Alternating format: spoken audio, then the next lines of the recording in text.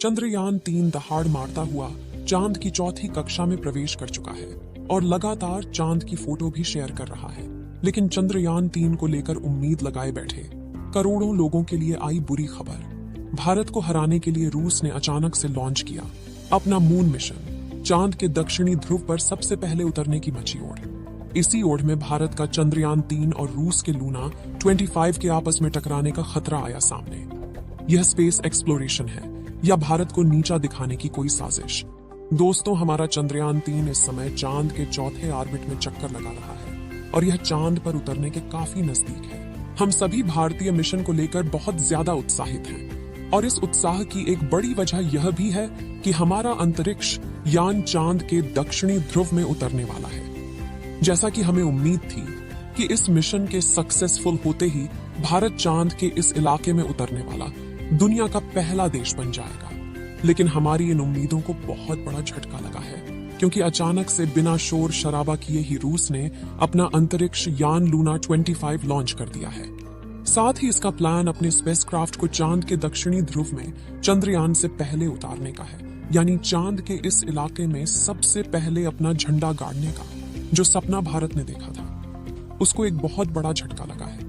लेकिन सवाल ये उठता है कि हमारा चंद्रयान तो काफी दिनों पहले से अपने सफर पर निकला हुआ है। ऐसे में रूस का यह यान हमसे पहले चांद पर कैसे पहुंच सकता है? क्या एक ही जगह जाने पर दो मिशन आपस में टकरा जाएंगे? और सबसे बड़ा सवाल यह है कि रूस ने भी इसी समय अचानक से इस मिशन को क्यों लॉन्च किया, जबकि रूस ने चांद पर अपना पिछला मिशन 47 साल पहले भेजा था। क्या यह भारत के खिलाफ कोई साजिश है? इन सभी सवालों के जवाब हम आपको आज इस वीडियो में देने वाले हैं, इसलिए वीडियो को अंत तक जरूर देखिएगा। आप देख रहे हैं जीके दृष्टि यूट्यूब चैनल। दोस्तों, जैसा कि हम सबको पता होगा, हमारे चंद्रयान-3 ने 14 जुलाई के दिन चांद पर पानी की खोज करने के इरादे से उड़ान भरी थी और जब से यह मिशन लॉन्च हुआ है, इसरो ने कई कीर्तिमान स्थापित किए हैं। फिलहाल अगर बात करें तो पृथ्वी के ऑर्बिट को कंप्लीट करके और ट्रांसलूनर ऑर्बिट को पार करते हुए हमारा चंद्रयान-3 लूनर ऑर्बिटर में चांद के चक्कर लगा रहा है। इसरो की प्लानिंग के मुताबिक 16 अगस्त को चांद की 5वीं कक्षा पूरी करने के बाद इसकी डी ऑर्बिटिंग स्टार्ट करनी है और उसके बाद हमारा विक्रम लैंडर अपने रोवर और बाकी दूसरे उपकरण लेकर बड़ी ही सावधानी से 23 अगस्त के दिन चांद की सतह पर उतर जाएगा। अब उम्मीद तो सभी को यही थी कि इसकी सॉफ्ट लैंडिंग के साथ ही भारत चांद के दक्षिणी ध्रुव में उतरने वाला पहला देश बन जाएगा और यह एक बहुत बड़े गर्व की बात होती। लेकिन रूस की स्पेस एजेंसी रॉसकॉस्मॉस ने भारत की उन उम्मीदों पर पानी फेरने वाला काम किया है। जैसा कि हमने बताया, रूस ने ना कोई ढोल नगाड़ा पीटे बल्कि बड़े ही शांति से अपने लूना 25 मिशन को लॉन्च कर दिया है और रॉसकॉस्मॉस के प्लानिंग के मुताबिक उनका ये स्पेसक्राफ्ट चांद से पहले चांद के दक्षिणी ध्रुव पर उतर जाएगा। अब यह सब कैसे पॉसिबल होगा और क्या रूस ने सिर्फ भारत को पीछे करने के लिए मिशन लॉन्च किया है? यह जानने से पहले चलिए रूस के इस मिशन के बारे में थोड़ा समझ लेते हैं। दोस्तों, आपको जानकर हैरानी होगी कि रूस ने अपना लास्ट लूना मिशन यानी लूना 24 आज से करीब 47 साल पहले 1976 में लॉन्च किया था। इस मिशन का मकसद चांद की मिट्टी और चट्टानों के सैंपल वापस पृथ्वी पर लाना था। इसके लिए लूना 24 के लैंडर ने चांद पर 18 दिन बिताए और सारे सैंपल कलेक्ट करने के बाद 6 सितंबर 1976 को वापस पृथ्वी पर लौट आए। रॉसकॉस्मॉस का यह मिशन पूरी तरह सक्सेसफुल रहा था, लेकिन इसके बावजूद 47 सालों तक उन्होंने अपना कोई भी मून मिशन लॉन्च नहीं किया और अब अचानक से उन्होंने अपना यह मिशन लॉन्च कर दिया है। लूना 25 मिशन की अगर बात करें तो इसने भारतीय समय अनुसार सुबह 5:30 बजे रूस के स्पेस बोर्ड वास्तुक बोर्ड रूम से उड़ान भरी थी।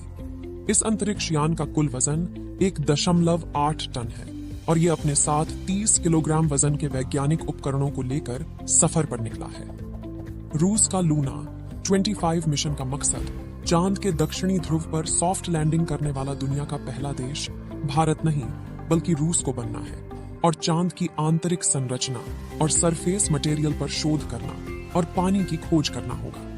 इसके लिए चांद की सतह में करीब 6 इंच गहरा गड्ढा खोदकर वहां से सैंपल निकालना होगा और फिर उसमें जमे हुए पानी की खोज करेगा, जो कि चांद पर मानव जीवन के पनपने के लिए बहुत महत्वपूर्ण है। अपने इन सभी कामों को अंजाम देने के लिए लूना 25 का लैंडर चांद पर करीब 1 साल तक रहेगा और एक्सपेरिमेंट करेगा, जबकि हमारे चंद्रयान 3 का मिशन सिर्फ 2 हफ्ते का होगा।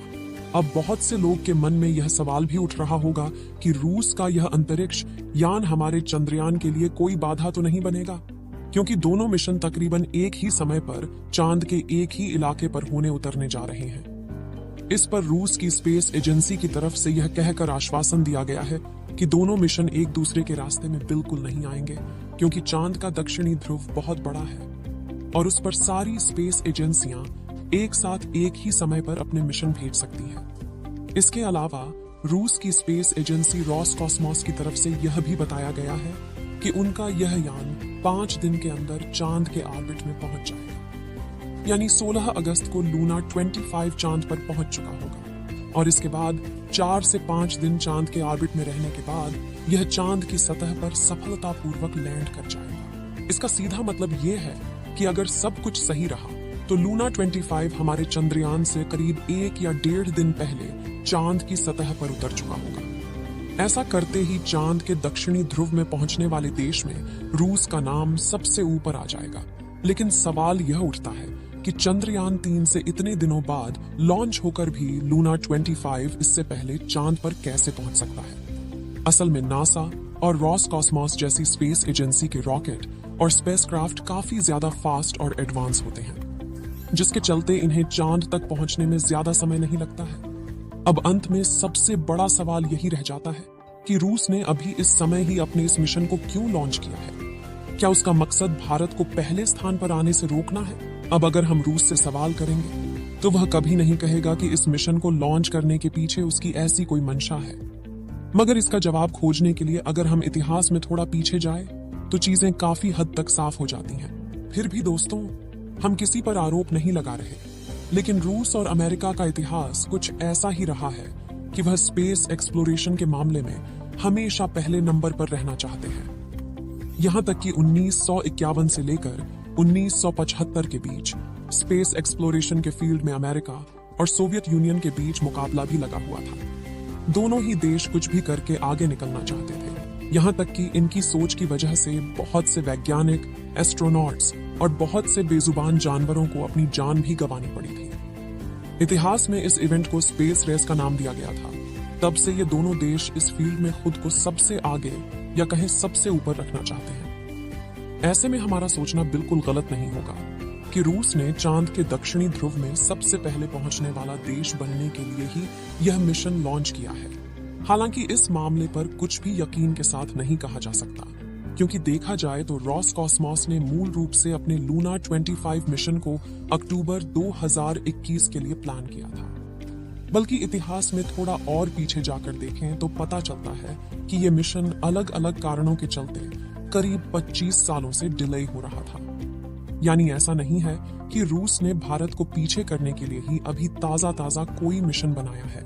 यही वजह है कि इस मामले में खुले तौर पर कुछ भी कहना उचित नहीं होगा।